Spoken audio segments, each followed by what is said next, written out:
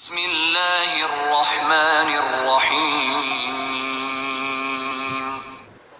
فکر دنیا، فکر معاش، فکر مستقبل نے ہمیں ہماری اصل فکر سے ہٹا دیا۔ جس فکر کے ساتھ اللہ رب العالمین نے بندے کی تخلیق کی تھی، اس فکر کے ساتھ اس دنیا کی ایک ہی شخصیت ہے جس نے اپنی ساری زندگی اسی فکر کے ساتھ گزاری۔ وہ فکر دین ہے، وہ فکر علم ہے، وہ فکر عمل ہے، وہ فکر اسلام کی ترویج ہے، وہ فکر آخرت کی فکر ہے، اور یہ فکریں ہماری نظر میں محض محمد رسول اللہ صلی اللہ علیہ وسلم کی نظر آتی ہے۔ قرآن مجید نے اللہ رب العالمین نے اس بات کو فرمایا، یا ایھا الذین آمنوا اتقوا اللہ وَلْتَنظُرْ نَفْسٌ مَّا قَدَّمَتْ لِغَدٍ۔ اے ایمان والو، اللہ رب العالمین سے ڈرتے رہو، اور تم میں سے ہر ایک نفس کو چاہیے کہ وہ اس بات پر غور کرے کہ وہ اپنے کل کے لیے کیا بھیجے جا رہا۔ وَاتَّقُوا اللَّهَ إِنَّ اللَّهَ خَبِيرٌ بِمَا تَعْمَلُونَ۔ اور اللہ رب العالمین سے ڈرتے رہو، بے شک اللہ رب العالمین جو کچھ تم اعمال کر رہے ہو اس سے باخبر ہے۔ ایک ہی آیت میں اللہ رب العالمین نے 2 بار اس بات کو بیان کیا، واتقوا اللہ، کہ اللہ رب العالمین سے ڈرتے رہو، کیونکہ جب انسان کے دل میں اللہ رب العالمین کا ڈر ہو، اللہ رب العالمین کا خوف ہو، اس کے دل میں اللہ رب العالمین کے لیے تقوی اجاگر ہو، تو اس کی یہ فکریں ختم ہو کر آخرت کی فکر پہ لگ جاتی ہے۔ فرمایا رسول اللہ صلی اللہ علیہ وسلم نے، صحیح بخاری صحیح مسلم میں ہے، بعثت انا والساعة كهاتين۔ اے لوگوں، یہ قیامت کوئی دور پڑے کی چیز نہیں ہے، یہ قیامت ایسی ہے کہ گویا مجھے اور قیامت کو اللہ رب العالمین نے ایسے بھیجا ہے۔ آپ نے اپنی یہ دونوں انگلیوں کو ملا کر اشارہ کر کے بتایا کہ قیامت اس قدر نزدیک ہے جیسے کہ 2 انگلیاں نزدیک ہیں۔ ہم یہ غور کرتے ہیں، ہم یہ فکر کرتے ہیں کہ یہ قیامت ابھی بعد میں آنے والی چیز ہے، لیکن ہم میں سے ہر ایک شخص کی قیامت اس کے ساتھ چل رہی ہے، اس کے ساتھ دوڑ رہی ہے۔ جس وقت اس کی یہ سانس کا دورہ رکے گا، جس وقت اس کی یہ دل کی دھڑکنیں رکیں گی، اس کے بعد سے اس کی قیامت اس کے ساتھ شروع ہو جائے گی۔ یہی وجہ ہے کہ عثمان بن عفان رضی اللہ تعالیٰ عنہ، ابن ماجہ میں ہے صحیح سند کے ساتھ، ان کے غلام بیان کرتے ہیں، اذا قعد عثمان علی قبر، جب کبھی عثمان رضی اللہ تعالیٰ عنہ قبرستان جاتے، قبر پہ جا کر بیٹھتے تو زار و قطار رویا کرتے تھے، اس قدر روتے حتی یبل لحیتہ، یہاں تک کہ آنسوؤں سے ان کی داڑھی بھیگ جایا کرتی تھی۔ ان سے پوچھا گیا کہ امیر المومنین، آپ کے سامنے اللہ کے رسول صلی اللہ علیہ وسلم نے جنت کا ذکر کیا، آپ کے سامنے دوزخ کے عذابات کا ذکر کیا گیا، جب کبھی آپ اس قدر نہیں روئے، کیا وجہ ہے کہ جب آپ قبرستان آتے ہیں زال و قطار ہوتے ہیں؟ عثمان رضی اللہ تعالیٰ عنہ جواب دیتے ہیں، میں نے سنا ہے رسول اللہ صلی اللہ علیہ وسلم سے، آپ نے فرمایا، ان القبر اول المنازل الاخرہ، کہ یہ جو قبر ہے یہ آخرت کی منزلوں میں سے سب سے پہلی منزل ہے۔ اذا افلح الاعمال كلها، اگر تم اس قبر میں کامیاب ہو گئے، اس پہلی منزل میں کامیاب ہو گئے، اس کے بعد کی تمام منازل تمہارے لیے آسان کر دی جائے. اور اگر تم یہاں پر ناکام ہو گئے، یہاں پر تمہارے لیے مشکل ہو گئی، اس کے بعد کی تمام منازل تمہارے لیے مشکل کر دی جائے.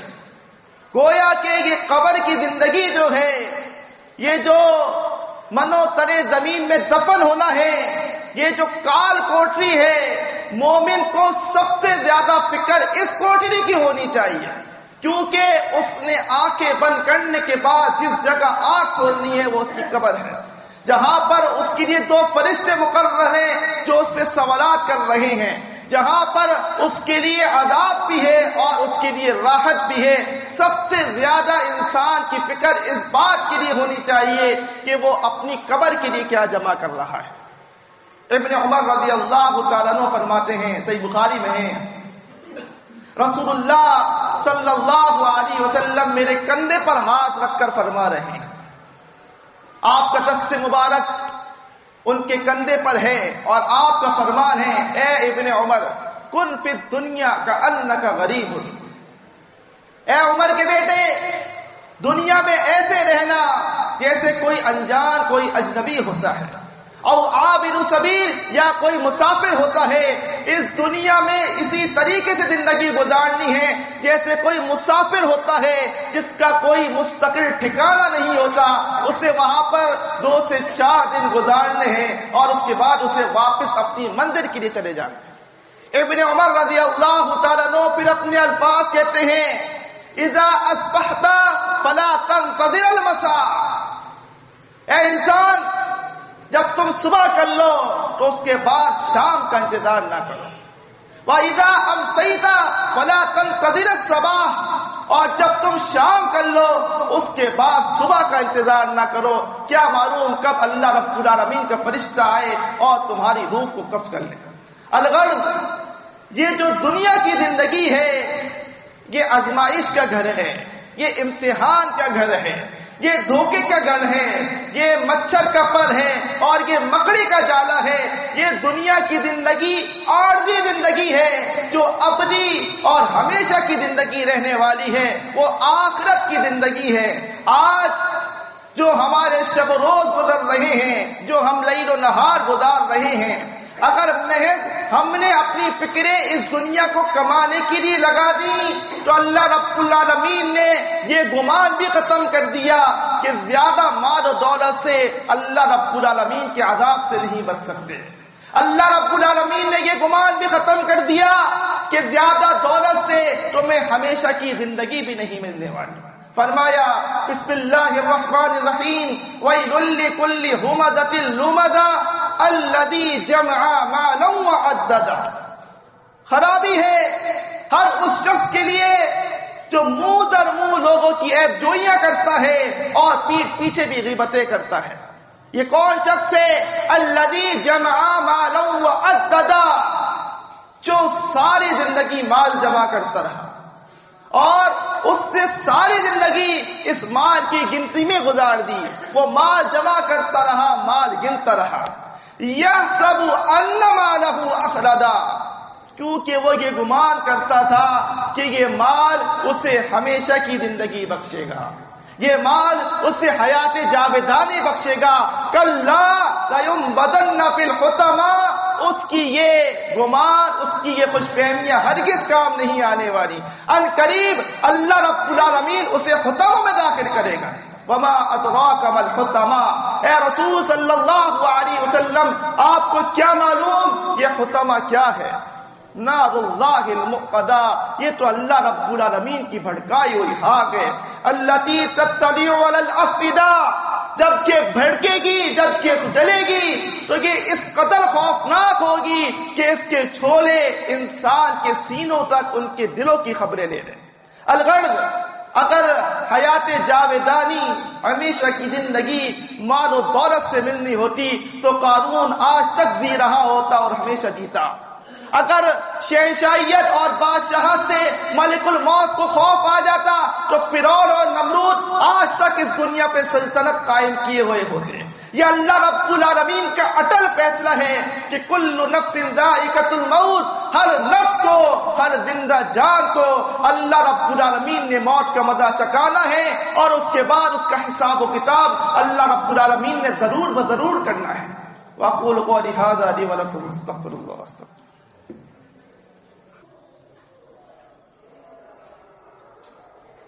الحمد لله إن الحمد لله نحمده ونستعينه ونستغفره ونعوذ بالله من شرور أنفسنا ومن سيئات أعمالنا من يهده الله فلا مضل له ومن يضلله فلا هادي له وأشهد أن لا إله إلا الله وحده لا شريك له وأشهد أن محمدا عبده ورسوله اللهم صل على محمد النبي وأزواجه أمهات المؤمنين وذريته وأهل بيته كما صليت على إبراهيم إنك حميد مجيد أما بعد فإن أصدق الحديث كتاب الله وأحسن الهدي هدي محمد صلى الله عليه وسلم وشر الأمور محدثاتها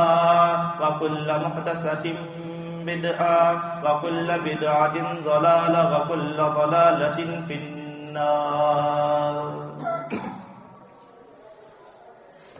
یہ دنیا کی زندگی رسول اللہ صلی اللہ علیہ وسلم نے بھی گزاری ہے، اور یہی زندگی اس امت کے بہترین لوگ صحابہ کرام رضوان اللہ علیہم اجمعین نے بھی گزاری ہے، لیکن ان کا حال، ان کی طرز زندگی، ان کا طرز معاش ہماری آنکھوں کے سامنے ہے کہ وہ اسے کس طرح سے گزارا کرتے تھے۔ یہ وہ لوگ تھے جو ذخیرہ اندوزی نہیں کرتے تھے، یہ وہ لوگ تھے کہ جن کے پاس جائیدادیں جمع نہیں تھیں، یہ وہ لوگ تھے کہ حال یہ تھا کہ ایک وقت کا کھانا ان کے پاس ان کے گھر میں محفوظ نہیں ہوتا تھا۔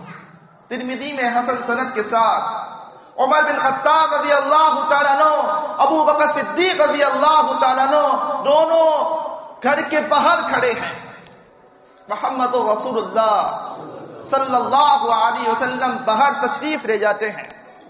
دو امت کے بہترین لوگ ابو بکر صدیق اور عمر بن خطاب رضی اللہ تعالی عنہما باہر کھڑے ہیں، کیا وجہ ہے؟ آپ پوچھتے ہیں اے عمر، اے ابو بکر، کیا وجہ ہے کہ دن کے اس وقت میں تمہیں اپنے گھروں سے باہر دیکھ رہا ہوں؟ ان کا جواب دیکھیں، وہ کیا کہتے ہیں؟ اے اللہ کے رسول صلی اللہ علیہ وسلم، ہمیں اور کسی چیز نے اپنے گھر سے باہر نہیں نکالا سوائے اس کے کہ ہمیں بھوک لگی ہے، ہمارے گھر میں کھانے کے لیے رزق موجود نہیں ہے، اس بھوک کے مارے ہم اپنے گھروں سے باہر نکلے ہیں کہ کچھ کھانے کو نصیب ہو جائے۔ محمد رسول اللہ صلی اللہ علیہ وسلم جواب دیتے ہیں، اے ابو بکر، اے عمر، مجھے بھی اپنے گھر سے کسی اور چیز سے باہر نہیں نکالا سوائے اس کے کہ مجھے بھی بھوک لگی ہے۔ یہ رحمت للعالمین امام المتقین محمد الرسول اللہ صلی اللہ علیہ وسلم ہیں، جن کے گھر میں کھانے کو رزق موجود نہیں ہے جس سے وہ اپنے پیٹ کو بھر سکیں۔ ترمذی میں ہیں، عمر بن خطاب رضی اللہ تعالیٰ عنہ نبی صلی اللہ علیہ وسلم کے گھر تشریف لے جاتے ہیں۔ امام الانبیاء رحمت للعالمین محمد الرسول اللہ صلی اللہ علیہ وسلم ننگی پیٹھ لیے چٹائی پر سو رہے ہیں۔ آپ جب اٹھتے ہیں، عمر بن خطاب رضی اللہ تعالیٰ عنہ دیکھتے ہیں کہ چٹائی کے نشانات آپ کے پہلو پر پڑ گئے ہیں۔ پوچھتے ہیں اللہ کے رسول صلی اللہ علیہ وسلم، کیوں نہ ہم آپ کے لیے ایک نرم گدا بنا دیں جس پر آپ تشریف فرما ہو اور آرام کیا کریں؟ فرمایا رسول اللہ صلی اللہ علیہ وسلم نے، یا ابن الخطاب ما لی وللدنیا، اے عمر، دنیا کا مجھ سے کیا لینا دینا ہے؟ مثلی و مثل الدنیا کا مثل الراکب، میری اور اس دنیا کی مثال ایسی ہے جیسے کوئی گھڑ سوار ہوتا ہے اور وہ اپنی منزل کے لیے جا رہا ہے۔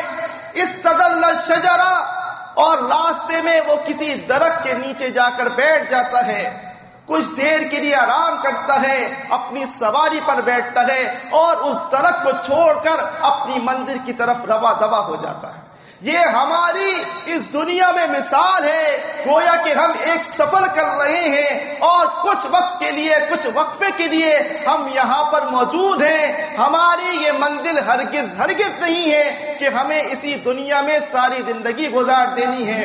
ہماری منزل وہ آخرت کی منزل ہے، وہ آخرت کا گھر ہے جو کہ ہمیشہ رہنے والا اور حیات جاویدانی دینے والا ہے۔ الغرض وہ لوگ جو اللہ والے ہیں، جو محمد الرسول اللہ صلی اللہ علیہ وسلم کا کلمہ پڑھنے والے ہیں، ان کی فکریں دنیا کی فکر نہیں ہو، ان کی فکریں معاش کی فکر نہ ہو، ان کی فکریں ان کی مستقبل کی نہ ہو، ان کی فکریں ان کی آخرت کے لیے ہو، دین اسلام کے لیے ہو، علم کے لیے ہو اور عمل کے لیے ہو، اور اس بات کے لیے ہو کہ آخرت میں جو ہمیشہ کی زندگی ہے وہاں ہمارا ٹھکانہ کس بات کے لیے مختص ہو رہا ہے۔ وَأَقُولُ قَوْلِي هَٰذَا لِي وَلَكُمْ أَسْتَغْفِرُ اللَّهَ